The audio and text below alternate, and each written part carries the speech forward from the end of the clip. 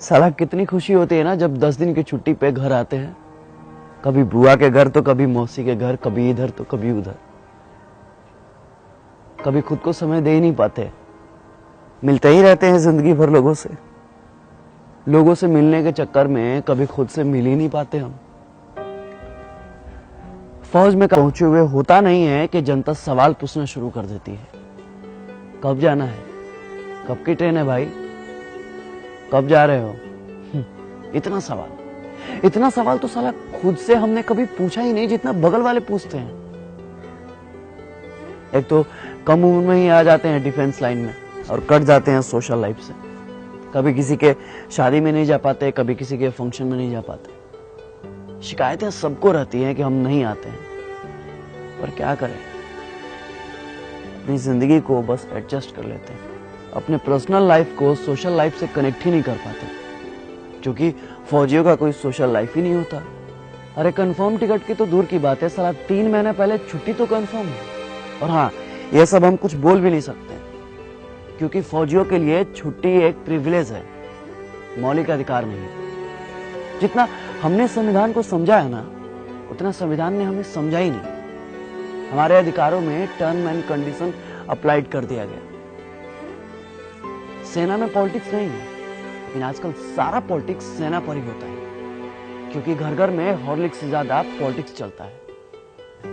अब क्या फर्क पड़ता है भाई साहब को कि बगल में 4 घंटे से कौन खड़ा है। जब कंफर्म सीट नहीं मिलता ना साहब, तो बाथरूम के बगल में कहीं भी सो जाते हैं।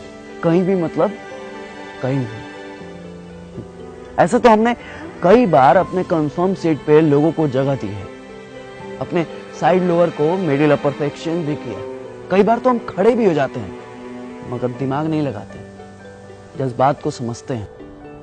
आपको क्या पता है कि सुबह 10 बजे जब बिना लंच कराए शाम 4 बजे पुरानी दिल्ली से तिनसुकिया जाने का ऑर्डर आता है, तो ये भी नहीं पता होता है कि ट्रेन है या नहीं है, तो समय है या नहीं।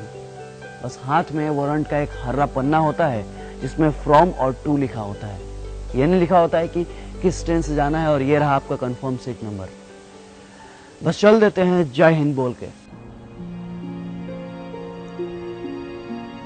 हम आपसे आपका सीट नहीं मांगते, थोड़ी सी कोऑपरेशन मांगते हैं, थोड़ी सी उम्मीद मांगते हैं, बस थोड़ी सी दिल में जगह मांगते हैं, फौजी समझकर। क्योंकि फौजियों के लिए तो सारा मुल्क अपना है। ये थोड़ी सी सिंपैथी ना किसी एलोपैथी से ज्यादा काम करती है साहब। इसलिए अपनों से गुजारिश है कि अपनों के लिए अब कभी भी ट्रेन के या बाथरूम के कहीं भी कोई फौजी भाई मिले ना, बस दिल के कहीं कोने में थोड़ी सी जगह दीजिएगा। जय हिंद, जय Bharat. If I die in a war zone, box me up and send me home. Put my medals on my chest till my mom